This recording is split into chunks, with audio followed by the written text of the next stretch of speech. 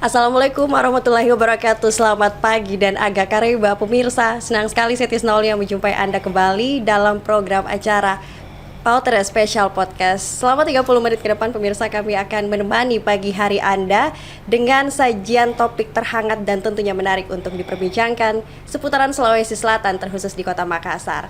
Untuk episode kali ini pemirsa, kita akan membahas terkait dengan Kota Makassar yang sampai detik ini masih memprioritaskan terkait dengan angka stunting.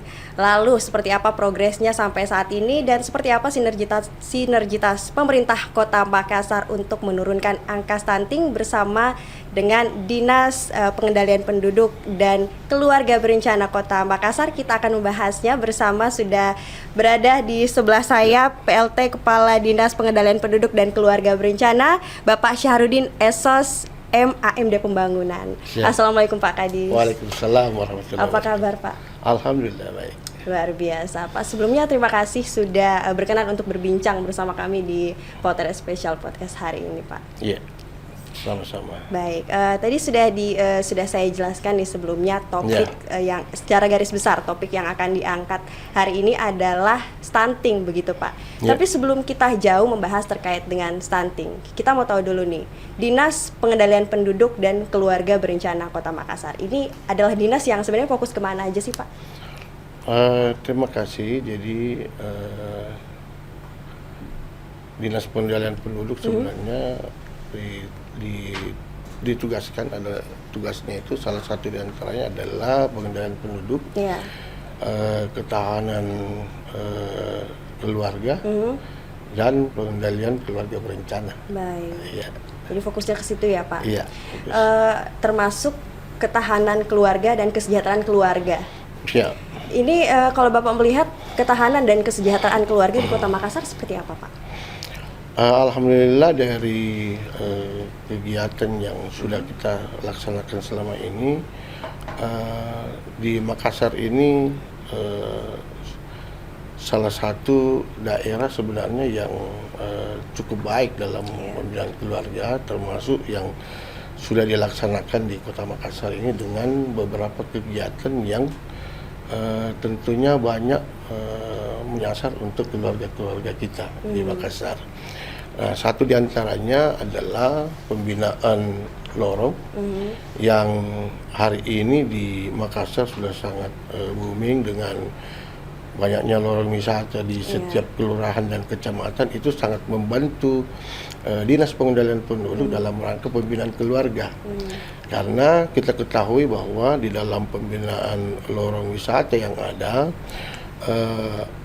banyak dinas ataupun OPD yang terlibat langsung di dalamnya. Satu diantaranya adalah yang dilakukan oleh kami di Dinas Pengendalian Penduduk KB Kota Makassar.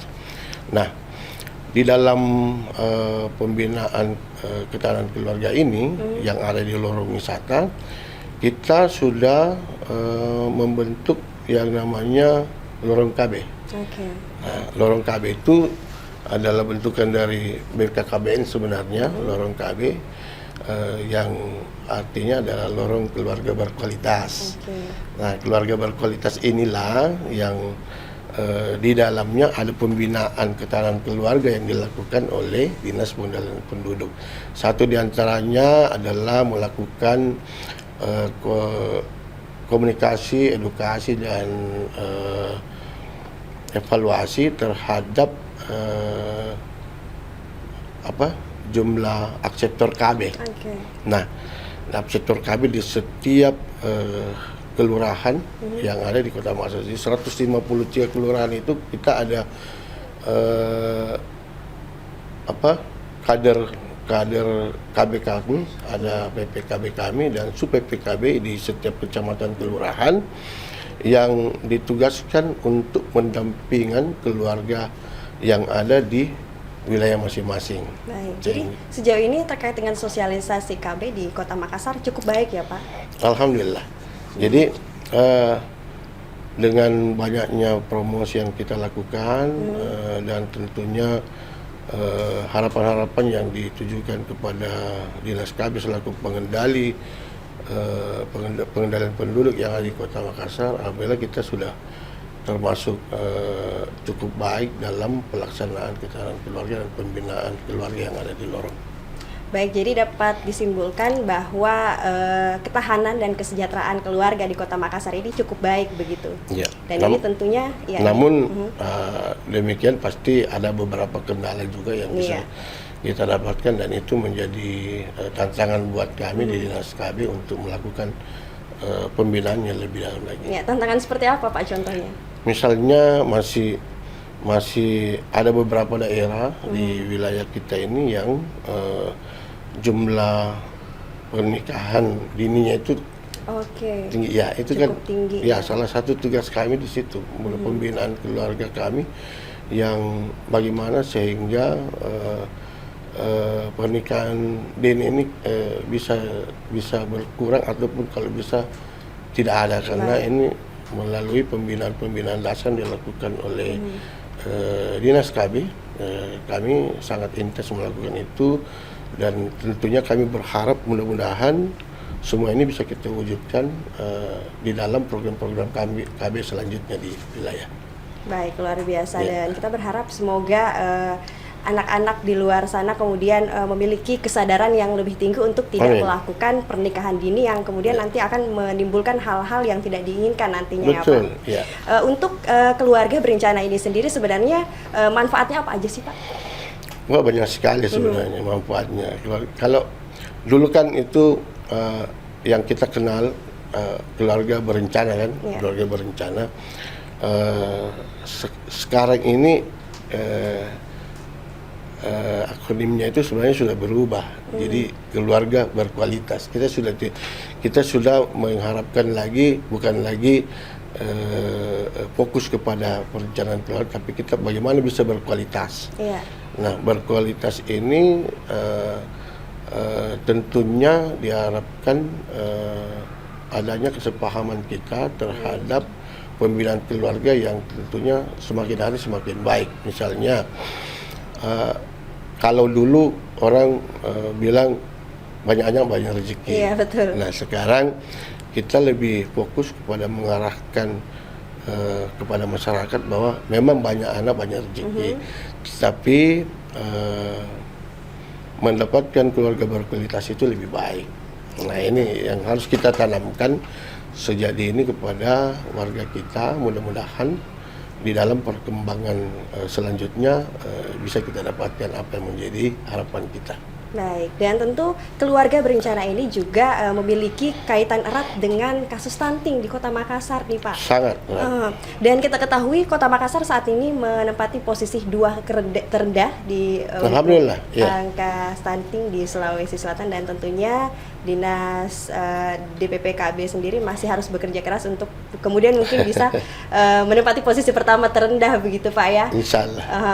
Untuk di Kota Makassar sendiri sudah sejauh apa programnya Pak? Tapi ditahan dulu, kita akan jeda. Dan pemirsa tetaplah bersama kami di Potere, panggung obrolan terkini.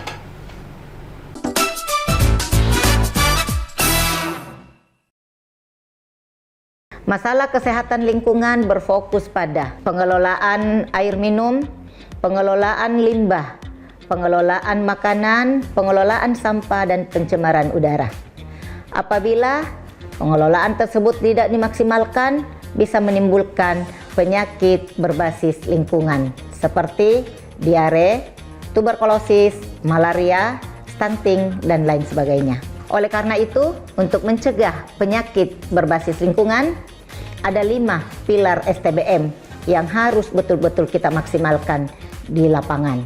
Di antaranya, jangan ki buang air besar sembarangan, cuci ki tangan tak dengan air bersih pakai sabun, kelola ki makanan tak dan minuman tak di rumah, kelola ki air limbah medis tak di rumah, dan jangan lupa kelola sampah tak. Ingat ki 5 pilar STBM. Peduli ki, salamat ki.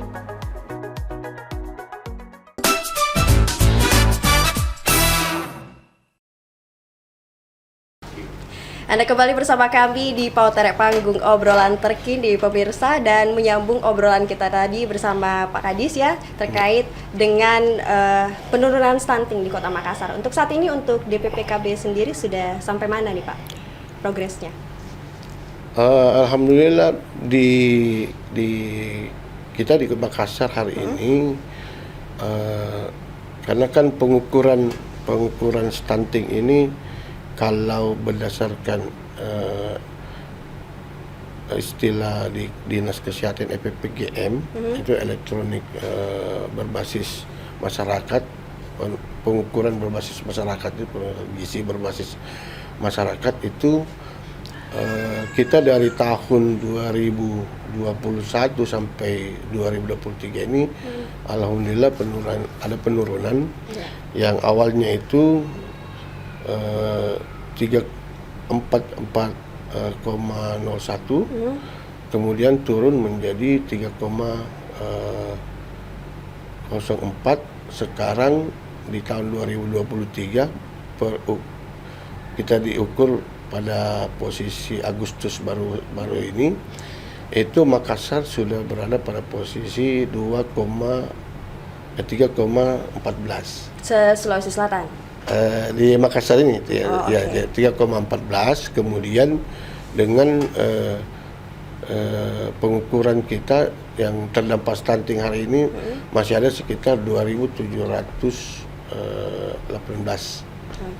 Ya dari 3.000. Jadi sekarang dari 3.255 orang di pengukuran Februari kemarin 2023. Di pengukuran 2023 Agustus ini kita sudah ada penurunan sekitar sisa 2.718 orang. 2.718 dan menempati posisi kedua di Sulawesi Selatan. Sulawesi Selatan berdasarkan data SSGI Makassar berada di posisi kedua terendah dan alhamdulillah kondisi ini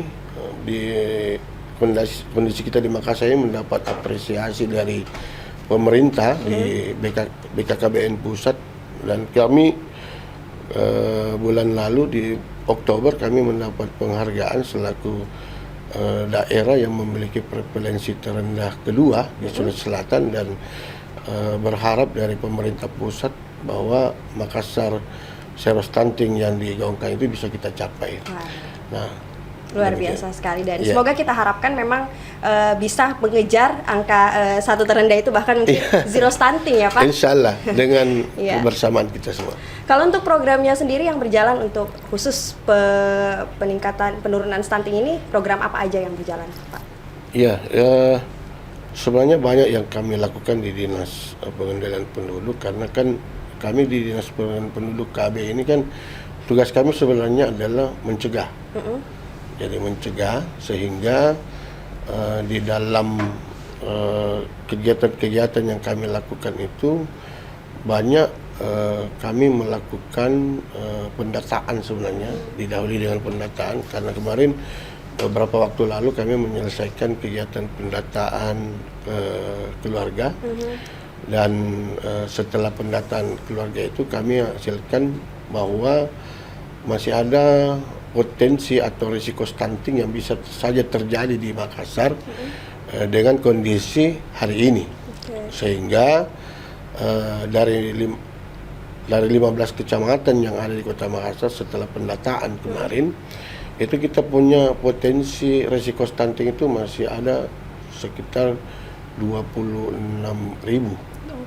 26.000. Nah, ini kondisi ini sebenarnya ketika tidak kita tangani hari ini bisa sangat berpotensi untuk mendapatkan stunting lagi yang lebih parah. Nah, makanya pembinaan keluarga yang kita lakukan tentunya sejalan dengan percepatan penurunan stunting ini. Satu diantaranya yang saya sampaikan tadi, memberikan tablet tambah darah kepada ibu dan anak remaja putri itu secara masif harus kita lakukan. Kemudian pemberian MPASI kepada bayi yang baru lahir itu wajib, ASI eksklusif tentunya, dan tentunya pemberian makanan bergizi pada saat 1000 hari kehidupan itu sudah harus mutlak kita lakukan untuk mencegah. Karena kalau hari ini Dinas Kesehatan mencatat bahwa anak stunting kita masih ada sekitar 2.700 itu. Nah, kalau misalnya calon-calon pengantin ataupun calon-calon ibu yang ada hari ini tidak kita tangani, maka bisa saja nanti yang kita obati selesai, tapi yang lahir lagi ada lagi. Lebih besar lagi. Nah, tugas kami di Dinas Pengendalian Penduduk itu untuk melakukan pencegahan itu.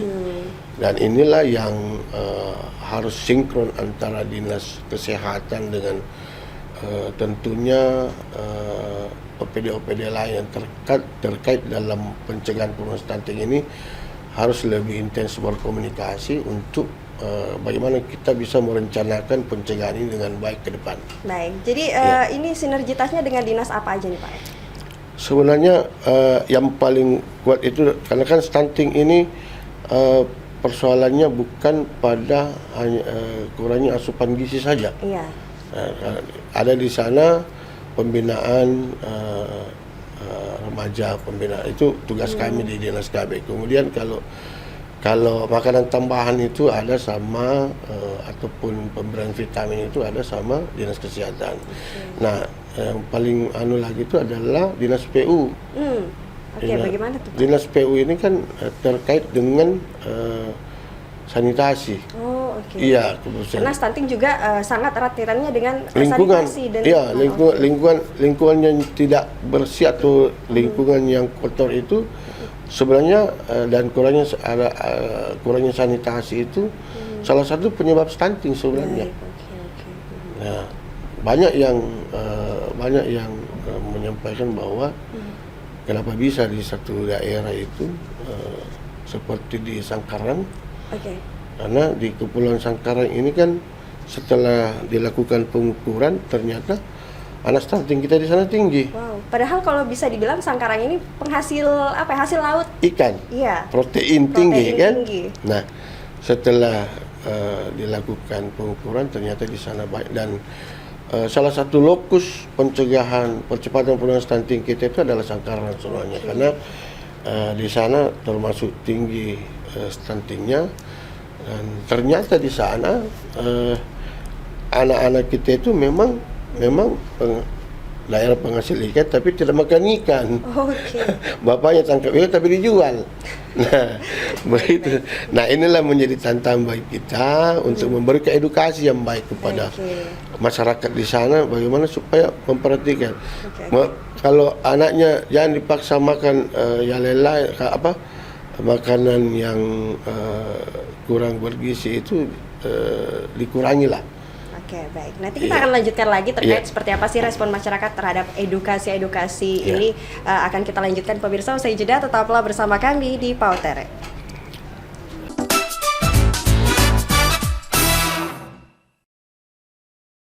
Stunting adalah prioritas Presiden. Olehnya itu, mari kita bersinergi pemerintah Kota Makassar dan masyarakat Kota Makassar. Stunting adalah pertumbuhan perkembangan anak yang ditandai dengan tinggi dan berat badan di bawah standar. Mari mencegah stunting dengan 3 kata kunci. Ibu hamil rutin minum tablet tambah darah dan rutin memeriksakan kehamilan. Anak usia 0 sampai 6 bulan maksimalkan pemberian ASI eksklusif. Dan tetap melanjutkan pemberian ASI sampai usia 2 tahun. Mari rutin ke posyandu untuk mengukur tinggi dan berat badan agar perkembangan dan pertumbuhannya bisa terpantau. Peduli Ki, selamat Ki.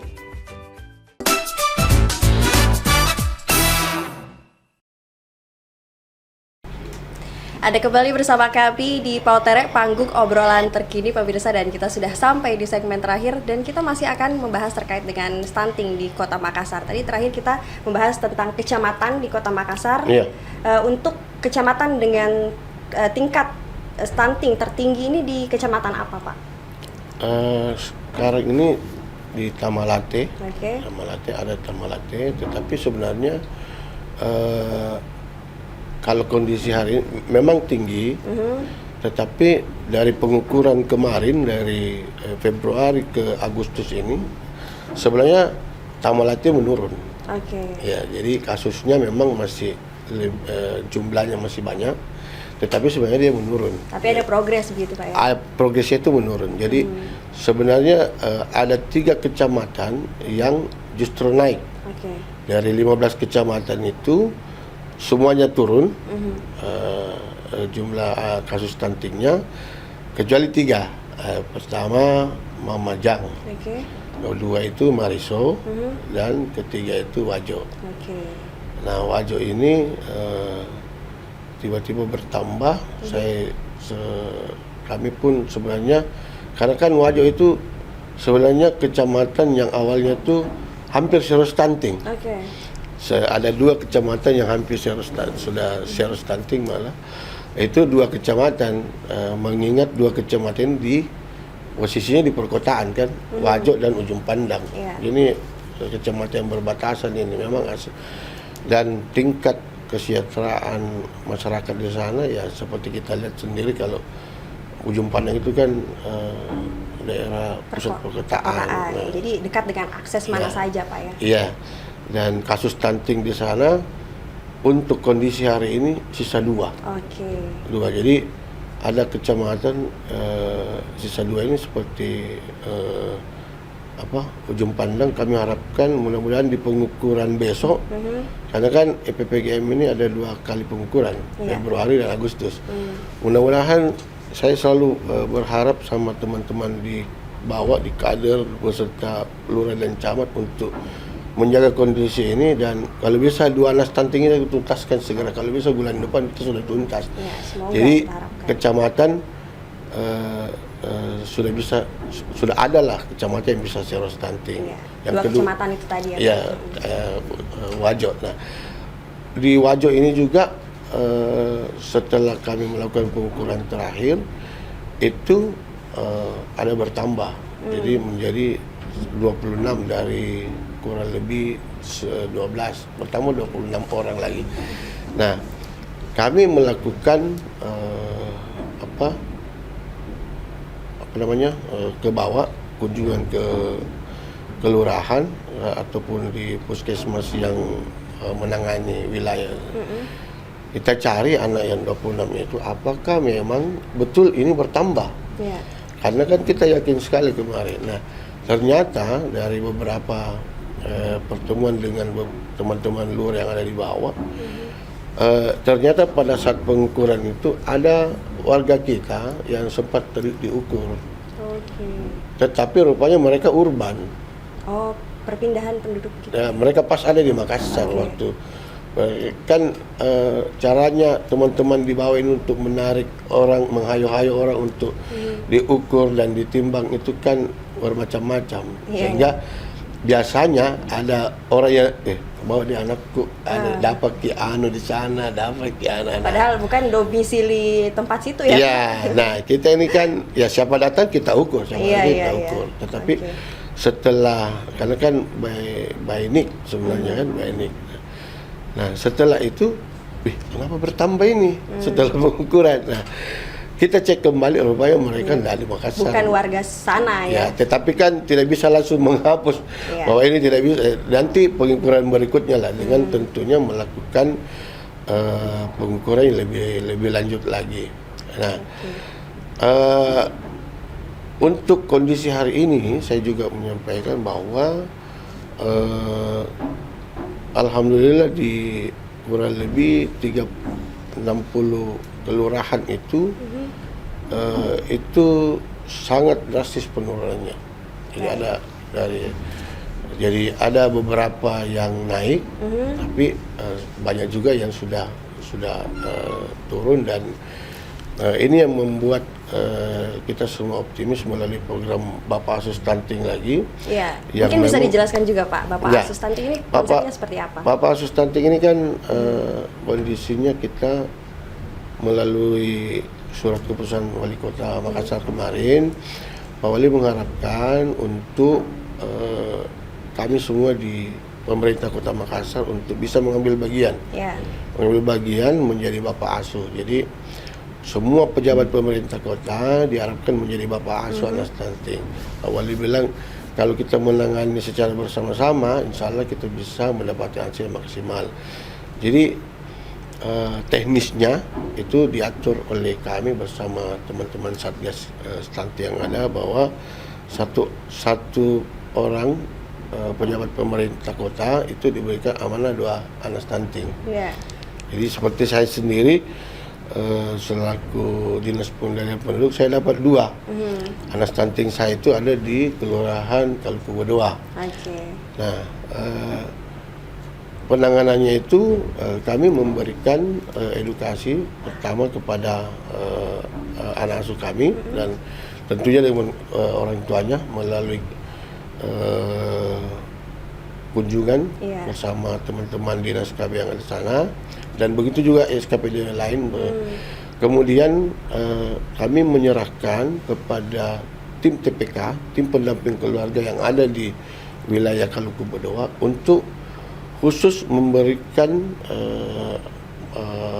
makanan ataupun vitamin yang tinggi nutrisi tinggi, kepada mereka, dan itulah bentuk pola asuh kami. Kami memberikan dalam bentuk natura, diolah oleh tim TPK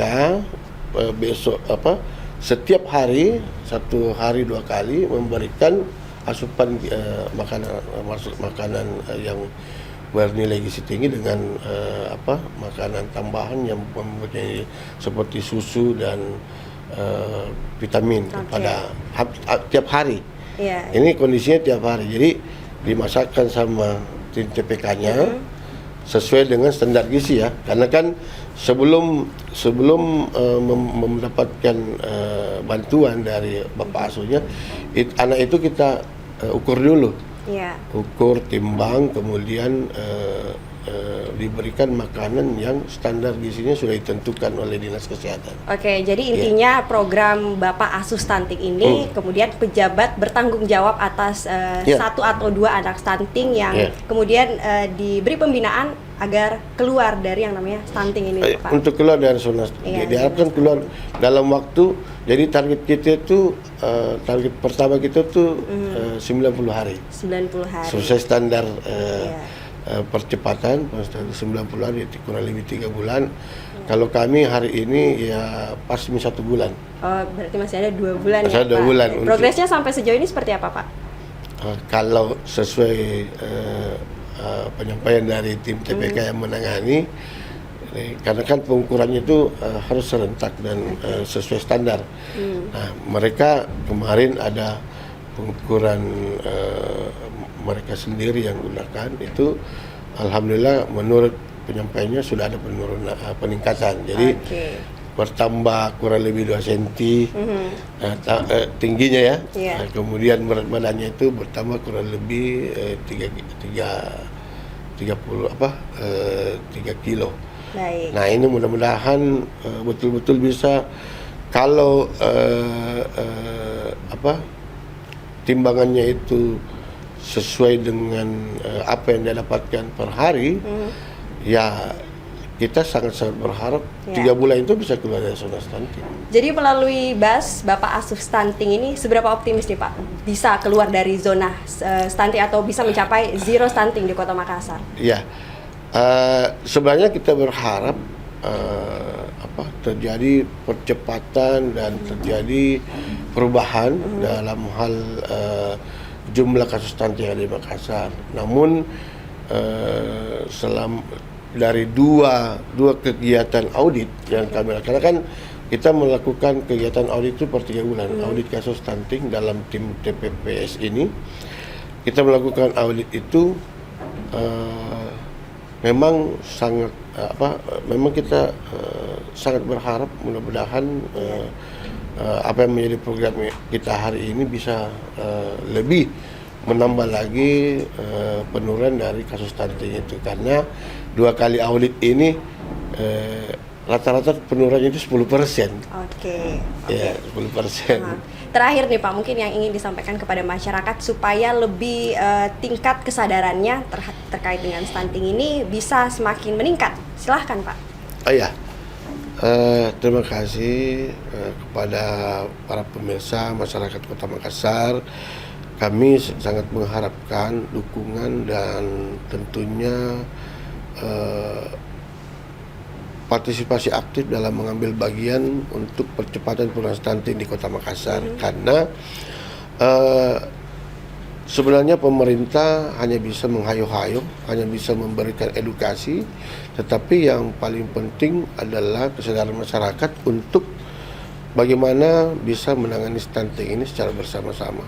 Contoh misalnya ketika ada keluarga atau tetangga atau orang di sekeliling kita yang menurut kita tidak sesuai dengan umurnya, dengan berat badannya, maka mohon kita sampaikan, laporkan, karena yang kita takutnya ini yang terdata aja ini yang kita tahu, ternyata yang tidak terdata lebih banyak, sehingga kasus stunting ini bisa saja tidak bisa selesai seperti kita harapkan, sehingga peran serta aktif masyarakat untuk menyampaikan minimal ke RT RW dan pemerintah setempat, para lurah, untuk menyampaikan hal tersebut dan segera menyampaikan kepada kami Dinas Pengendalian Penduduk Kota Makassar untuk kita menangani bersama.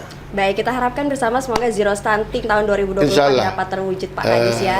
Dengan semangat ulang tahun Kota Makassar yang ke-16 ini, kami berharap Makassar bisa makin jaya dan tentunya zero stunting 2024 kita bisa dapatkan. Baik, luar biasa. Terima kasih Pak Syahrudin selaku PLT Kepala Dinas Pengendalian Penduduk dan Keluarga Berencana Kota Makassar atas waktunya berbincang bersama kami di Potere hari ini. Dan pemirsa, demikianlah perbincangan kita di Potere episode kali ini.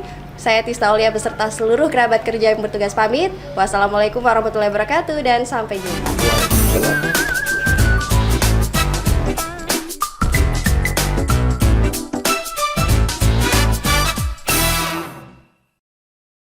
Assalamualaikum warahmatullahi wabarakatuh.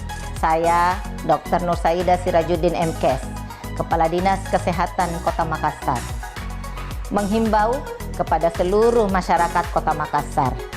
Kondisi Kota Makassar saat ini mengalami kondisi yang sangat panas. Kekeringan terjadi di mana-mana. Olehnya itu, mari tingkatkan daya tahan tubuh dengan mengkonsumsi makanan yang bergizi. Penyakit yang bisa muncul pada kondisi saat ini adalah demam, batuk yang biasa kita kenal dengan ispa. Olehnya itu, mari kita perbanyak konsumsi makanan bergizi. Kita perbanyak minum air putih. Peduli Ki, salamat Ki.